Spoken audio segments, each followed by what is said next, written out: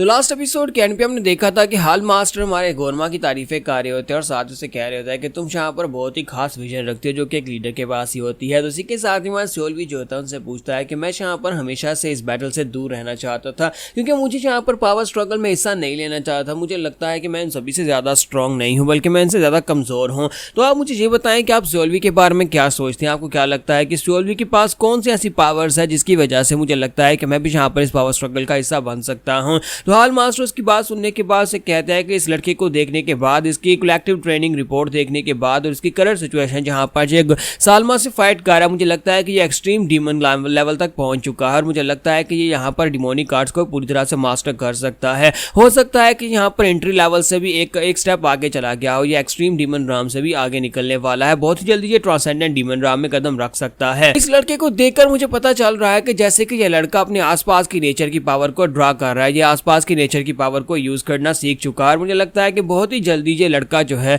ये transcendent demon Ram में break through करेगा। अगर ये लड़का जांगू में होता यानी म्यूरम में होता तो वहां पर इसके पास अपनी एक टेरिटरी होती या अपने एक सेक्टर का मास्टर होता या फिर वहां पर ये हाईएस्ट जो टॉप 10 की ग्रेटेस्ट रैंकिंग है उसमें अपने लिए जगह बनाने के लिए फाइट कर रहा होता और अभी तक इसका नाम टॉप 10 में आ चुका होता। मुझे लगता है कि ये लड़का एक ऐसा लड़का है जो अभी भी यहाँ पर ग्राउंड के ऊपर तो चलता है लेकिन इसकी नजर आसमान के ऊपर है और मुझे लगता है कि अगर तुम्हारे पास इस तरह का सबऑर्डिनेट है तो फिर तुम्हारे इस फाइट को जीतने के चांसेस बहुत ज्यादा बढ़ जाते हैं। और इसी के साइड के ऊपर फिर से धमाका होता है। हमारा सोल भी पीछे की तरफ हटता है। गोरमा आगे बढ़कर अपनी तलवार घुमाकर जब अटैक करता है तो उसके अटैक के अंदर इल्यूजन क्रिएट होती है और हमारा सोल भी जो होता है उसके इल्यूजन को समझ नहीं पा रहा होता। तो इसी के साथ ही गोरमा वहां पर उसके करीब पहुंचकर फिर से अटैक करता है लेकिन वो फिर से एक इल्यूजन होती है और हमारा सोल भी जो होता है वो कहता है ये क्या, ये फिर से एक इल्यूजन है और वो जंप करते हुए साइड के ऊपर हटता है, उसके अटैक को अवॉइड करता है। तो सालमा उसे कहता है क्या हो गया, तुम्हें क्या लगा था कि तुमने यहाँ पर एब्सोल्यूट फायर को मास्टर कर लिया तो तुम यहाँ पर मेरे एक्सपीरियंस लेवल तक भी पहुंच पाओगे। अब तुम्हें समझ आ रही होगी कि यहाँ पर तुम मेरा मुकाबला नहीं कर सकते। अगर तुम यहाँ पर असली और नकली में फर्क नहीं कर सकते। तुम्हारा सोल भी जो होता है वो सोच रहा होता है कि हाँ ये बात तो वाकई में सच है कि फिलहाल के लिए मैं यहाँ पर असली और नकली में फर्क नहीं कर पा रहा।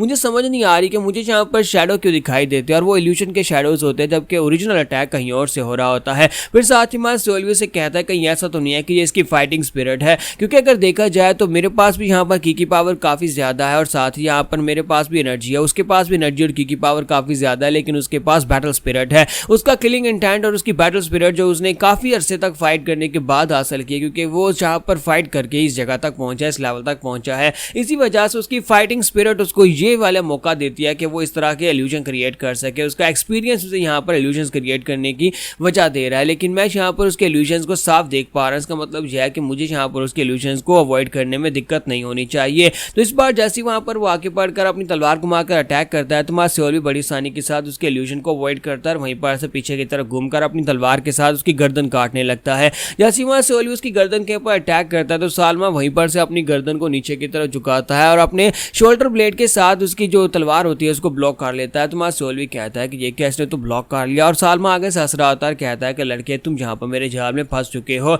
अब तुम नहीं बच पाओगे। लेकिन इसी के साथ ही हमारा सोल भी अपने हाथ में फायर को रिलीज करता है और वो भी अपने हाथ में फायर को रिलीज करता है। दोनों यहाँ पर एक दूसरे के ऊपर अपनी पाम के साथ फाइनल अटैक करने लगते हैं लेकिन हाल मास्टर बीच में आ जाते हैं और उनसे कहते हैं कि रुक जाओ, यहीं पर रुक जाओ, अपनी फाइट को और ज्यादा आगे कंटिन्यू नहीं कर सकते। लॉर्ड सालमा, अगर आप यहाँ पर इस लड़के के स्किल्स देखने के लिए फाइट कर रहे थे तो फिर आपने इस लड़के के स्किल्स को देख लिया है और मुझे लगता है कि इसके पास इतने स्किल्स हैं कि आप तीनों के सबऑर्डिनेट्स को मार सके। इसका मतलब यह है कि अब आपको और ज्यादा फाइट करने की जरूरत नहीं है और मैं नहीं चाहता कि आप यहाँ पर हमारे ब्लड हाल में और ज्यादा फाइट करें और हमारी प्रॉपर्टी को नुकसान पहुंचाएं या फिर हमारे डिसाइपल इस सब में मारे जाएं। इसलिए फर्स्ट डिसाइपल सालमा प्लीज पीछे हट जाओ। तो सालमा जो होता है वहां पर पीछे हटता है और कहता है कि मुझे लगता है कि यहाँ पर एक चिकन को मारने के लिए एक सांड को मारने वाले ब्लेड का इस्तेमाल किया गया है, यानी कि यह लड़का ट्रांसेंडेंट डीमन राम में ब्रेक थ्रू करने वाला है। अल्टीमेट पीक राम का जो मास्टर है उसे यहाँ पर इस फाइट में उतार दिया गया जबकि हमारे डिसाइपल्स जो थे वो अल्टीमेट पीक राम में बिल्कुल भी नहीं थे। इसका मतलब यह है कि गोरमा तुमने यहाँ पर चीटिंग की है। और वो सोल्वी से पूछता है कि लड़के तुम्हारा नाम क्या है। तुम्हारा सोल्वी से अपना नाम बताता है तो गोरमा से सालमा से कहता है तो फिर ठीक है, मैं तुम्हारा नाम याद रखूंगा सोल्वी। अगली बार जब हम लोग यहाँ पर फाइट करेंगे अगली बार हमें रोकने वाला कोई नहीं होगा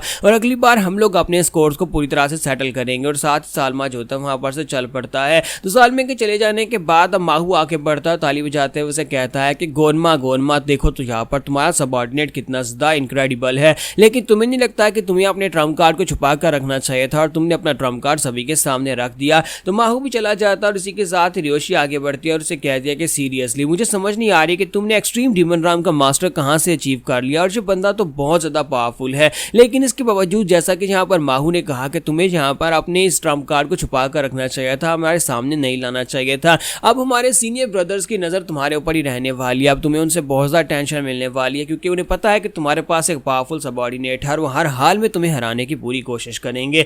और योशी भी वहाँ से चली जाती, जबकि हमारा गोनमा जो होता है वहाँ पर सोच रहा होता है कि ये बिल्कुल ठीक कहा इन लोगों ने। लेकिन इसी के साथ ही वहाँ पर ग्रैंड एल्डर पहुँच जाते हैं और ग्रैंड एल्डर आने के बाद से कहते हैं कि लॉर्ड गोनमा कैसे हो तुम, मुझे पता चला है कि यह लड़का तुम्हारा डिसाइपल है। जब मैं जहाँ से गुजर रहा था तो मैंने सालमा और इसकी फाइट को देखा और यह लड़का तो वाकई में काफी ज्यादा बहादुर है। जितने स्किल्स इस लड़के के पास है, मुझे लगता है कि इस लड़के को तुम्हें सर्व नहीं करना चाहिए, क्योंकि इसके स्किल्स तुम्हारे स्किल से भी ज्यादा बेहतर है। लेकिन फिर भी यहाँ पर अगर देखा जाए तुम्हारे बारे में कहा जाता है कि तुम्हारे पास अपने पास भी एब्सोल्यूट पावर्स है, क्योंकि तुम डिवाइन डेथ स्टार हो। मुझे लगता है कि ये लड़का अगर तुम्हें सपोर्ट कर रहा है या फिर तुम्हारा सबॉर्डिनेट है, तो ये तुम्हारे लिए और इसके लिए दोनों के लिए अच्छा है। मुझे इस बात की बहुत ज्यादा खुशी है कि तुमने यहाँ पर पावर स्ट्रगल में और ज्यादा दिलचस्पी दिखाई, और मुझे लगता है कि बहुत ही जल्दी बाकी के एल्डर्स भी अपना फैसला कर लेंगे। मैंने सुना है कि बाकी के एल्डर्स और बहुत सारे एब्सोल्यूट मास्टर्स तुम्हारे साथ जुड़ने को तैयार हो गए हैं, और अब जबकि इस लड़के की फाइट देखने के बाद मैं भी यहाँ पर इंप्रेस हुआ हूँ, तो मुझे लगता है कि और भी एल्डर्स तुम्हारी साइड के पर आने वाले हैं। मैं तो बस यहाँ पर तुम्हें बेस्ट ऑफ लक बोलने के लिए आया हूँ।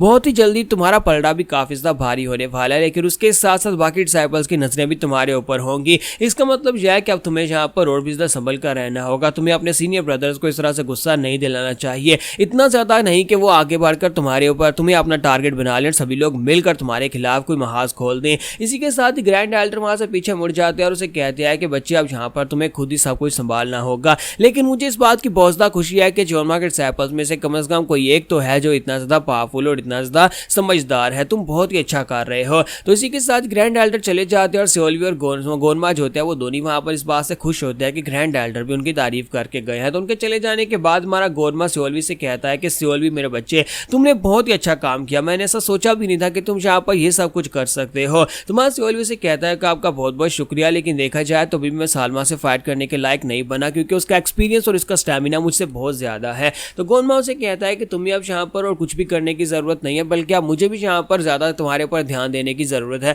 अब मुझे पता चल चुका है कि तुम यहाँ पर कितने ज्यादा खास, और मैं तुम्हें बहुत ज्यादा चेरिश करूंगा। तुम्हारी वजह से ब्लड हाल मास्टर भी हमें ज्वाइन कर चुके हैं, उन्होंने भी फैसला कर लिया है कि वो हमें ज्वाइन करेंगे। अब मैं तुम्हें ट्रेजर करूंगा और सारे के सारे रिसोर्सेज तुम्हारे पर लगाऊंगा, और तुम्हें वो मिलेगा जो तुम्हें चाहिए, यानी कि तुम्हें और भी ज्यादा स्ट्रॉन्गर बनाने में तुम्हारी मदद करूंगा। तो सियोल्वी के पास विंडो ओपन होती है और उसे कहा जाता है कि तुमने अपनी सीक्रेट वॉरियर वाला एडिशनल मिशन जो है वो पूरा कर लिया है। तो यहाँ पर हमारी एपिसोड 272 का एंड हो जाता है, और नेक्स्ट एपिसोड में देखेंगे कब आके क्या होने वाला है।